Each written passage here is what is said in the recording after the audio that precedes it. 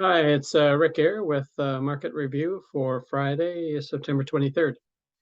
I apologize for not getting any market recaps out during this week.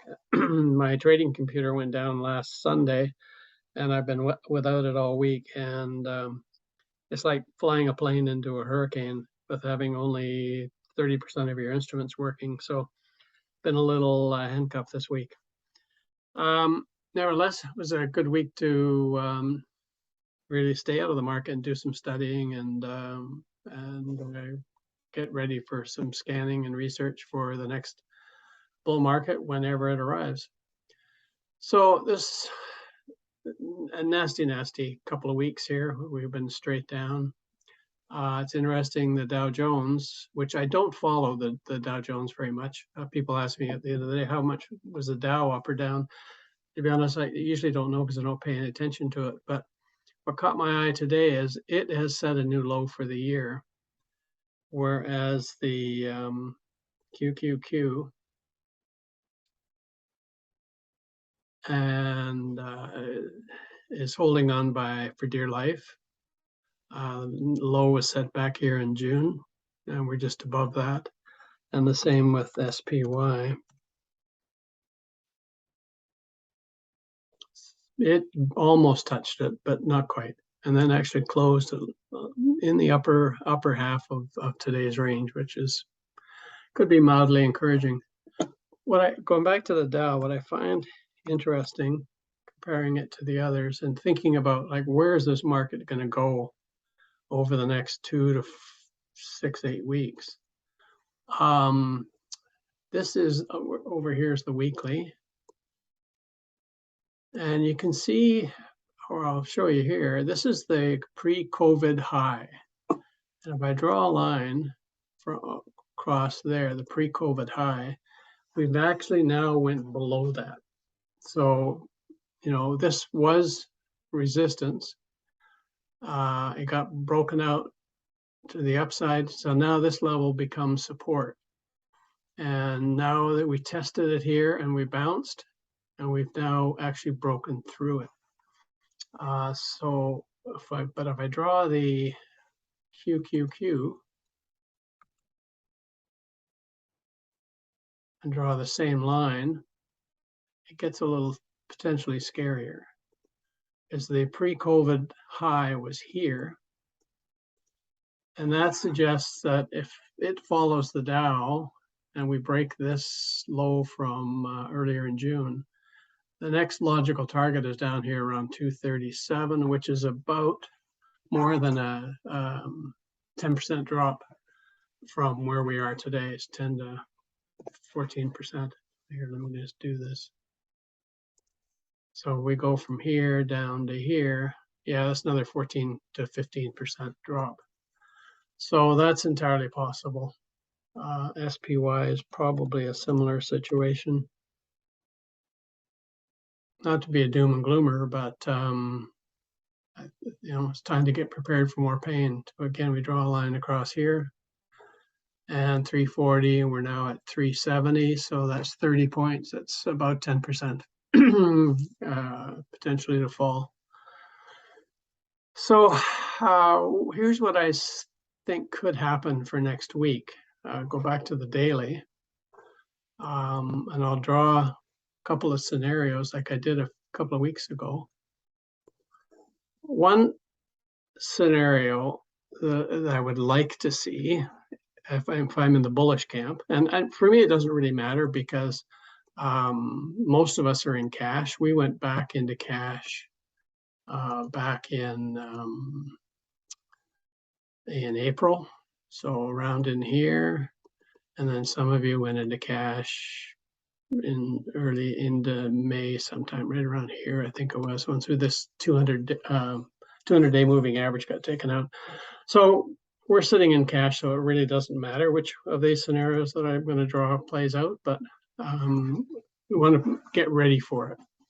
So the one that I favor is, a hedge fund with a couple of $1 billion to spare gaps the market down on Monday,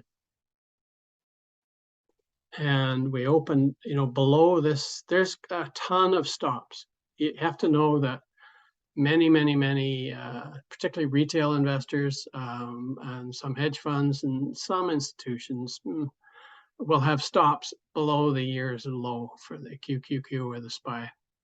And so a price below that is going to trigger a ton of stops. So it's not inconceivable that some hedge fund with a couple of $1 billion could gap the market down by selling short. And we had this kind of a scenario that happens, and then we have a rip your face off rally right back up as they trap all of these shorts, all of these stops, they catch those, and then everybody that was long has or short rather from above has to cover, and you can see a dramatic rise would be one scenario I could draw. And the logical target for that would be up here around 398,400 on the spiders, which is about a 10% gain. So we could get a 10% recovery in short order. The flip side of that, though, would be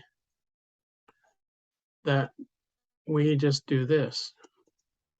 We just grind this lower, and we ultimately flush down here to that level, and then who knows what happens there.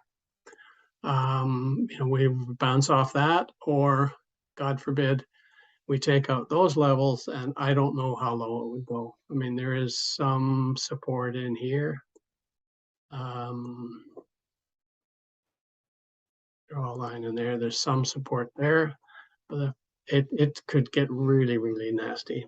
So I would, if your powder is dry, great.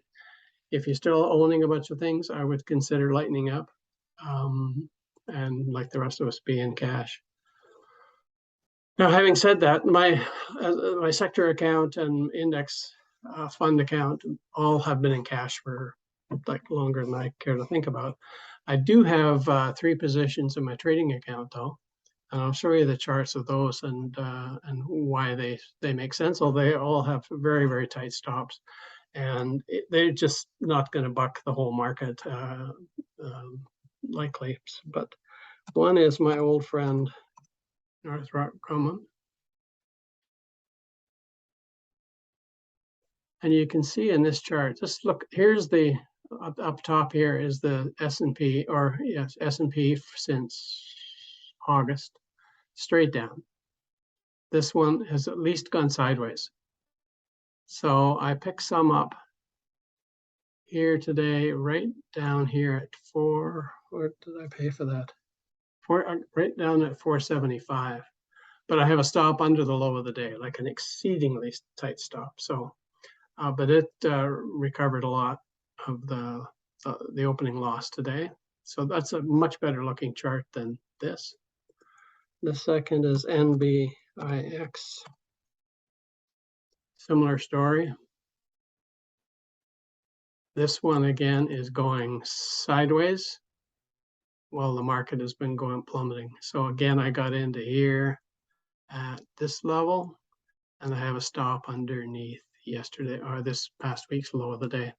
So buying stocks that are showing super relative strength.